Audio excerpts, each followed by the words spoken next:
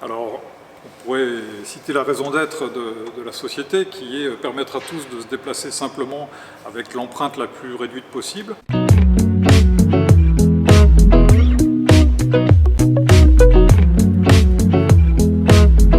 Frédéric, bonjour. Bonjour Thibaut. Tu es l'inventeur du projet Avatar. C'est un projet de véhicule totalement nouveau, un peu hybride entre le véhicule traditionnel et, je n'irai pas jusqu'à dire, des véhicules comme le vélo, mais c'est quand même des petites voitures extrêmement légères qui consomment peu d'énergie. J'en ai déjà presque trop dit. Est-ce que tu peux nous présenter ce projet ? Bien sûr, avec plaisir. Alors l'introduction est exacte, c'est-à-dire que ça va être un véhicule entre le vélo et la voiture, plutôt dans une philosophie d'ailleurs deux roues et vélo, auquel on rajoute des possibilités, un vélo augmenté on va dire, avec des capacités d'emport, mais toujours cette logique de légèreté et d'efficience, plutôt qu'une voiture diminuée auquel on ne saurait pas trop quoi retirer pour l'alléger et la rendre plus efficiente. Donc un entre-deux, un véhicule intermédiaire alternatif. En fait, il est né de plusieurs constats. C'est qu'on a beaucoup de solutions de mobilité de plus en plus. On part au quotidien de déplacements qui sont quelquefois contraints entre les déplacements entre communes ou pendulaires, domicile-travail, toutes les activités qu'on a à faire finalement quotidiennement. Il y a beaucoup de solutions pour se déplacer. En ville notamment, on a accès à peu près à tout ce qui est possible. Déjà, la meilleure des choses, c'est marcher, prendre le vélo, autant que faire se peut. Et puis, des transports en commun qui sont souvent abondants et fréquents. Notamment à La Rochelle, des solutions de vélos partagés ou de véhicules électriques partagés, même de bateaux, bus, etc. Donc, il y a plein de choses. Et toutes les agglos, on s'aperçoit que dès qu'on s'éloigne un petit peu, première, deuxième couronne, troisième couronne, ou même rurale, ou des territoires enclavés, les solutions sont nettement moins nombreuses. Et très très vite, le transport en commun, qui pourrait être assez idéal, n'est plus suffisant, voire absent. Le vélo trouve vite ses limites aussi, la marche à pied également. On a une zone de déplacement qui est très restreinte. Et du coup, pour tous ces déplacements contraints qu'on a à faire au quotidien, on prend tous, ou beaucoup, en tout cas, la voiture. Faute de mieux. Sauf que cette voiture, elle est objectivement surdimensionnée pour ce besoin-là. Très très surdimensionnée parce que quand on regarde les impacts, finalement, c'est la mobilité, les transports qui sont le plus impactants, plus que, et c'est pas forcément dans les esprits, plus que l'industrie, plus que l'agriculture, plus que tout un tas d'autres sujets. Donc à 60%, à 31%, ces impacts-là, c'est le transport. On parle d'émissions de gaz à effet de serre, c'est ça. Mais aussi peut-être d'artificialisation des sols, d'impact sur la biodiversité, ou c'est vraiment plus les émissions de gaz à effet de serre ? C'est un ensemble parce que c'est aussi toutes les infrastructures routières et donc créées pour la voiture qui est un petit peu reine. La petite reine, c'est pas le vélo, c'est la voiture. Vous m'avez déjà pris mes chaussures, maintenant mon vélo. Eh ben alors, c'est normal, non ? Et du coup, tout est adapté à ça, mais l'impact de cette mobilité, enfin, de tous les transports est énorme. Parmi tous ces transports, on se rend compte que 60% les plus impactants, c'est la voiture individuelle. Et ça, c'est pas négligeable. Ça veut dire que, évidemment, les trains sont moins impactants, que la somme de tout autre transport est finalement moins impactante que la voiture individuelle qu'on a tous. Parce que c'est une somme d'individualité, donc on les compte ou on les compte pas bien, ou on les perçoit mal, mais c'est la totalité qui fait que c'est très impactant. Oui, parce que c'est vrai que quand on est en centre-ville, il y a toujours une alternative à la voiture. Oui. Quand on veut partir loin de métropole à métropole, il y a le train. Oui. Et c'est vrai que cet entre-deux dont tu parles, quand on veut faire quelques kilomètres en dehors de la ville pour aller à son travail, là, il n'y a plus de solution. Et j'imagine que c'est exactement là que vous essayez d'intervenir. C'est ça, c'est ça. Et ces déplacements-là que tu décris parfaitement, ce sont des déplacements qui en moyenne sont très courts. C'est une quinzaine de kilomètres, c'est 1,2, 1,3 personnes à bord. Je ne sais pas qui est le 1,2 ou 1,3, mais en tout cas c'est la moyenne.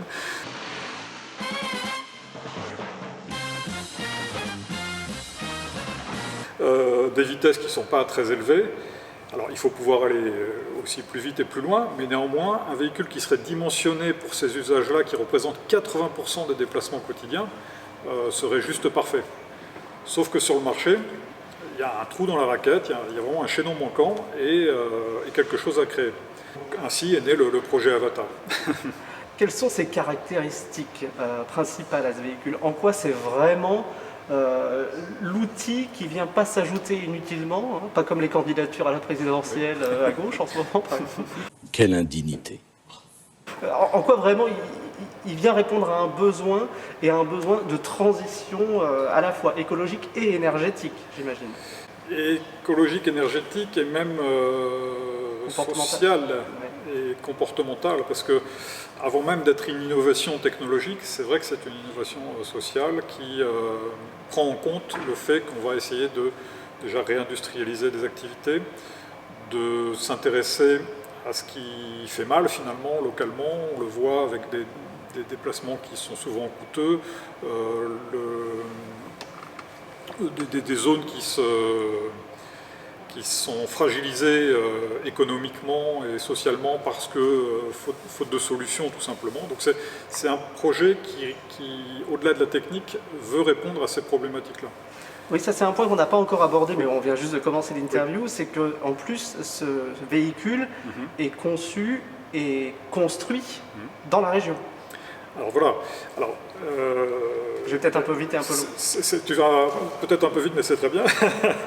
C'est qu'il va y avoir un site pilote d'un atelier d'assemblage qui sera sur le nord de La Rochelle ou sur La Rochelle, pour distribuer localement, mais en fait c'est un modèle qui va être dupliqué, c'est-à-dire qu'il va y avoir un réseau d'ateliers d'assemblage qui est plus inspiré là aussi de ce qui se fait dans le deux roues, avec des outils assez basiques, des savoir-faire simples, pour un assemblage et une maintenance simple également. En fait la logique de production, elle est décentralisée, on veut refaire local, mais au lieu d'avoir des gigafactories en Chine ou autres pour avoir des produits qui soient finalement abordables et qui ne sont pas du tout environnementaux de ce point de vue-là, on veut pouvoir reproduire localement, mais le localement, il est global. C'est-à-dire que chaque territoire, chaque pays, chaque continent aura ses ateliers d'assemblage et de maintenance, alimentés par des usines qui ne sont pas à l'autre bout du monde, mais qui sont elles aussi le plus local possible. Donc il y a une logique... un ancrage local, quoi, à chaque fois. Un ancrage local, d'emplois locaux, et voire même de circularité, de matériaux qui vont être dans la logique du véhicule qui est en ACV, éco-conçu pour être le moins impactant possible. Donc non seulement réduire la quantité de ressources nécessaires et d'énergie grise, mais aussi, in fine, allonger la durée de vie et facilement récupérer et recycler les matériaux. Et donc tout ça se fera dans ces ateliers où on récupère, puis après on retransforme et on refait des pièces à l'identique de celles qu'on avait précédemment. Tu viens de parler d'énergie grise. Est-ce que tu peux nous dire ce que c'est que cette histoire d'énergie grise? Tout à fait. Elle est appelée aussi énergie cachée, et à juste titre, c'est qu'en fait quand on achète un produit, on n'en a aucune perception. C'est toute celle qui va être dépensée pour que le produit arrive jusqu'à l'utilisateur, avant même qu'il soit utilisé.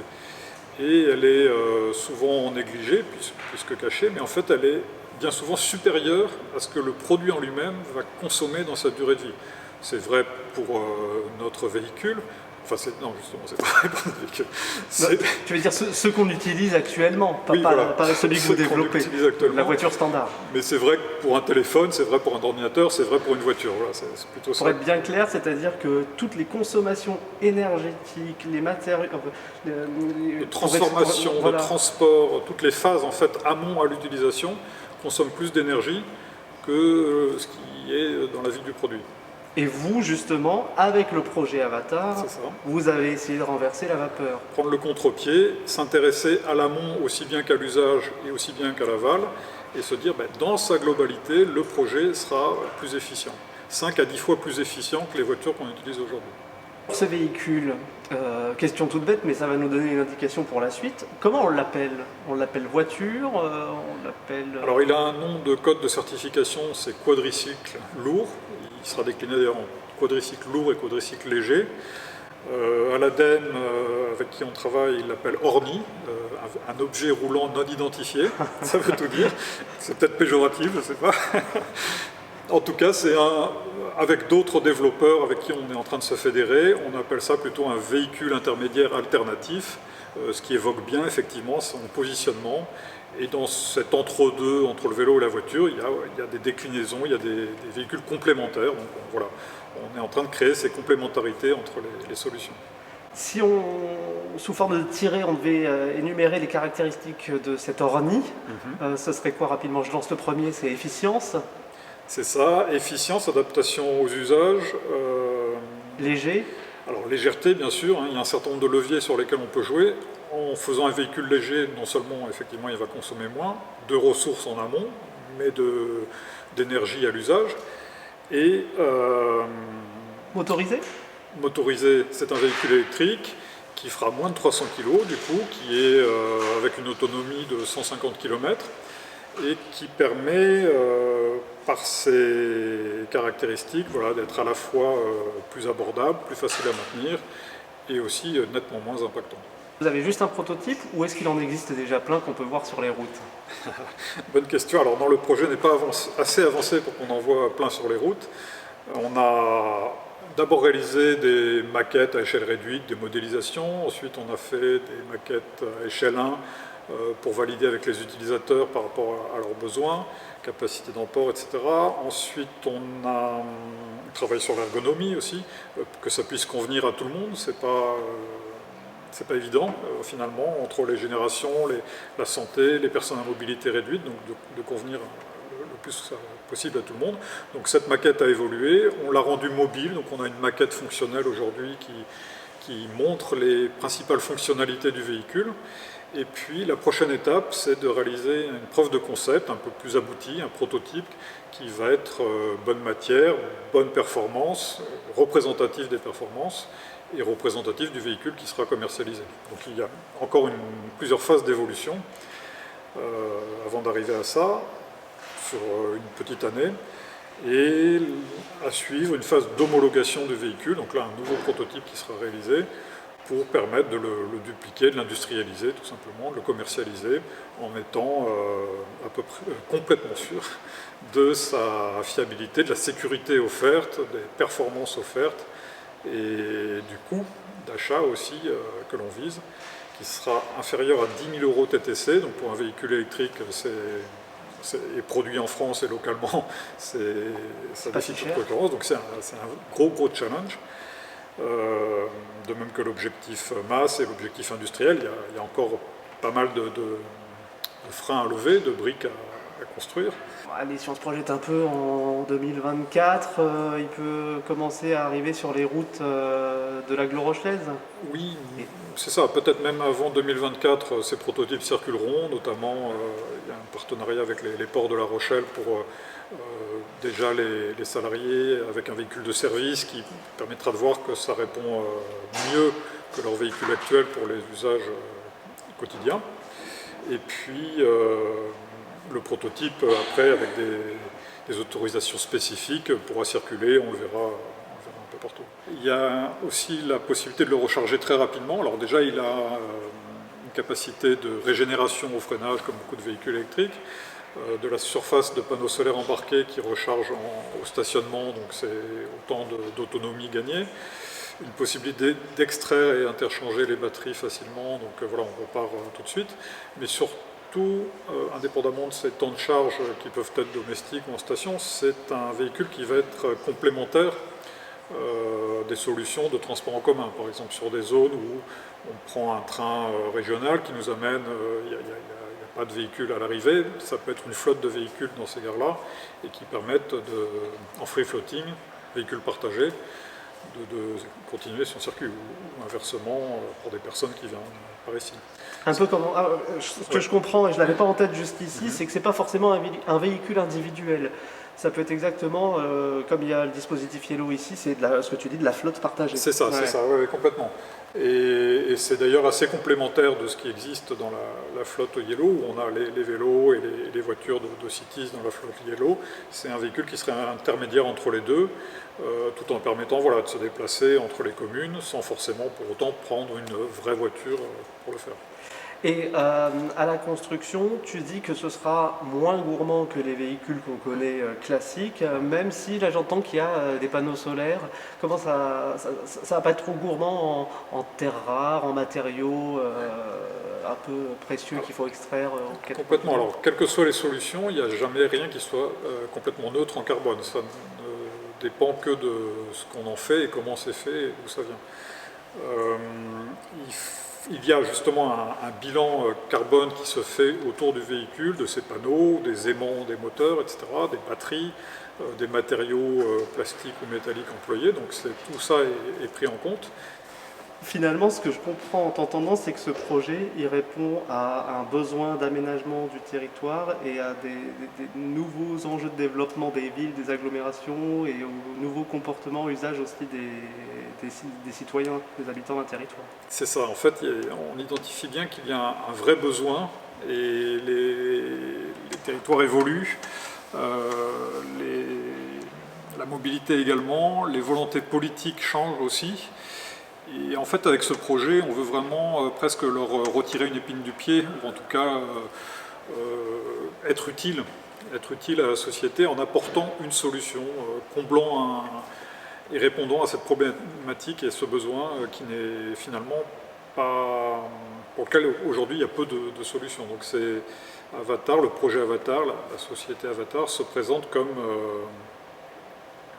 un apporteur de solutions. On a tous en tête les nombreux problèmes environnementaux, sociaux, c'est catastrophique, c'est désespérant, on va vers quoi, etc.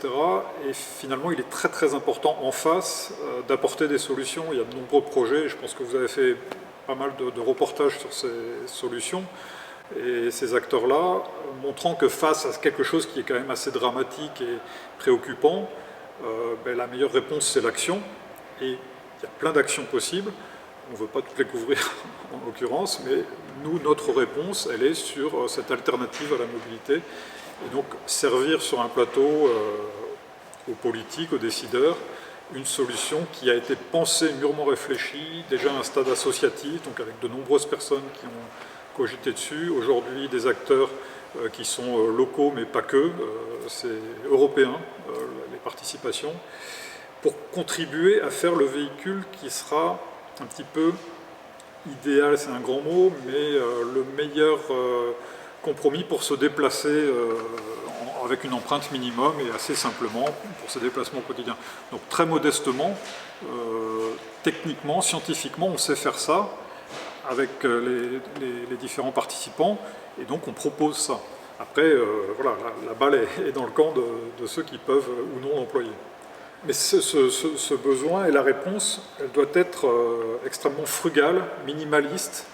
De quoi on a besoin au minimum pour faire ça et si possible, comment on peut faire autrement. Mais si on doit le faire, comment on doit le faire avec les solutions les plus light possibles. Ah oui, alors ça pose une question, c'est que quand on lance un produit, l'objectif, j'en parlais, c'est de faire de la croissance et d'en vendre un maximum. Mais est-ce que vous vous positionnez sur ce créneau finalement chez Avatar? Eh bien en fait, alors ça va choquer nos potentiels investisseurs ou financeurs institutionnels potentiels, mais oui et non.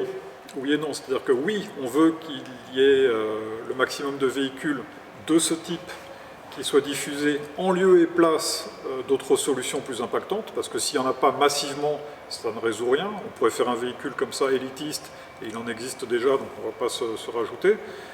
Mais s'ils sont peu nombreux, l'impact positif est assez nul. Donc ça ne peut jouer que s'ils sont massivement diffusés. Donc oui, mais par contre, ce n'est pas dans une finalité de se dire plus on en vend, plus on marge et plus tout le monde, enfin plus on est dans une phase de croissance pour l'entreprise, c'est plutôt un effet secondaire. Est-ce qu'il y a quelque chose, avant la dernière question terrible des Pandarous, que tu voudrais ajouter?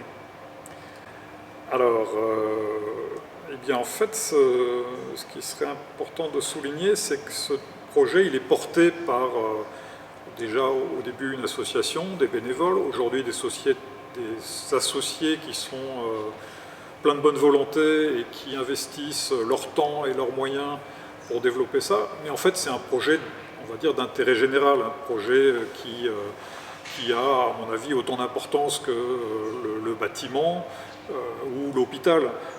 À l'hôpital, on finance ça parce qu'il faut bien soigner les gens, on le voit bien aujourd'hui, eh bien une autre façon de soigner les gens, la société, l'environnement et notre petit vaisseau spatial, la planète, c'est aussi de trouver des alternatives. Il me semble anormal que ce soit financé entièrement par des associés privés sur fonds propres, et tous ces projets finalement devraient être reconnus d'utilité publique et donc être financés en conséquence. Je ne sais pas, il y a d'autres sujets très importants. L'armement par exemple, si on prend le coût d'un Rafale, c'est 50 à 60 millions le prix de revient. Bon, ben, peut-être qu'avec un seul Rafale en moins, on développe 5 à 10 projets de ce type-là, industriellement, qui peuvent se répandre sur notre pays, mais aussi sur l'Europe, et puis s'exporter. Et à propos d'exportation, on le conçoit sur un modèle économique open source, c'est-à-dire que l'idée, c'est pas de diffuser nos véhicules fabriqués en France dans le monde entier, c'est plutôt d'exporter les fichiers 3D qui permettent de réaliser les outillages et les moules de production, d'accompagner les industriels ou les assembleurs sur le process pour les réaliser, de se les approprier et même de les faire évoluer, et comme tout bon projet open source, de faire profiter tous les autres aussi des évolutions qu'ils auront pu imaginer dessus. Parce que donc, voilà, il y a une accélération de conception, de diffusion, et économiquement sur un modèle qui est en fait tout à fait viable mais méconnu. Et d'adaptation, parce qu'en fonction de la localité, le projet va évoluer. D'ailleurs, ça c'est passionnant. Et de créer de nombreuses déclinaisons en fonction des usages, des pays, même des ressources. Là où il est électrique, peut-être qu'ailleurs il sera autre chose. Une fois qu'il consomme moins d'énergie, à la limite, peu importe la motorisation et l'énergie qu'on met dedans, ça en consomme toujours moins, quoi. Donc une dernière dimension, la réplicabilité du modèle, quoi, et son adaptabilité. Ah ben, réplicabilité, justement dans cette logique open source, on est en plein, c'est-à-dire que, et le nom Avatar dans notre logique vient un petit peu de là, c'est que sur un modèle de base conçu au mieux, derrière, c'est de pouvoir en faire de multiples avatars qui vont répondre à de multiples besoins, et donc qui est parfaitement réplicable partout, et comme il est conçu simplement, eh bien, on peut le faire partout avec des moyens simples, sans aller chercher à avoir des solutions propriétaires, anti-vol, sécurisées, codées, etc. Là, tout sera accessible à tout le monde. Il y a une question qu'on aime bien poser en ce moment chez les Pandarous, c'est quoi votre 2040 idéal? Alors 2040, ça peut paraître loin, et puis en fait c'est très très proche. Si on regarde par rapport à tout simplement un rapport du GIEC, 2040 c'est très préoccupant. Et donc le 2040 il peut être très sombre, quelques degrés ou dixièmes de degrés de plus, et on le voit, c'est des événements extrêmes qui provoquent aussi des déplacements de population, des phénomènes extrêmes cycloniques, températures, etc. Donc il y a plein de conséquences, en fait, que personne ne veut, mais par contre, qu'est-ce qu'on fait aujourd'hui concrètement pour éviter que ça arrive? Donc le 2040, je ne le vois pas aussi sombre, parce que je veux croire, et toute l'équipe Avatar veut croire, que tout le monde va se bouger et se bouge, et on le voit, hein, il y a vraiment des mouvements de fond pour ça, pour qu'on mette très très rapidement en place des solutions qui vont permettre de ralentir la chose, la stopper, voire un peu plus tard l'inverser, même si la nature a une inertie énorme, hein, comme les politiques peut-être. Make our planet great again. Thank you. Et certaines institutions, mais en tout cas, inverser la chose pour avoir un 2040 qui soit peut-être pas radieux, mais moins dramatique, et que nos enfants, petits-enfants, je ne serai peut-être pas là en 2040, mais en tout cas, aient une vie soutenable, et pas que mes enfants ou mes petits-enfants, les enfants et les petits-enfants de toute la planète. Je m'envole un peu dans l'idéalisme, etc. Mais j'ai un peu tendance à penser notre petite planète au milieu de son système solaire et de sa galaxie comme un milieu, une biosphère extrêmement fragile, dont on est tous un peu les jardiniers, et que voilà, il y a des actions qui sont profitables ou d'autres pas du tout bénéfiques pour cette petite planète. Et si tu devais résumer le projet Avatar en une phrase, ce serait quoi? Alors, On pourrait citer la raison d'être de la société qui est permettre à tous de se déplacer simplement avec l'empreinte la plus réduite possible. Mais au-delà de ça, j'ai envie de dire, c'est être acteur de son temps, c'est anticiper demain, c'est ne pas se croiser les bras ou faire l'autruche, mais vraiment relever la tête et assumer ses responsabilités que entrepreneurs, créatifs ou ingénieurs ou financiers nous avons vis-à-vis du présent et du futur. Merci beaucoup Frédéric. Merci beaucoup Thibaut.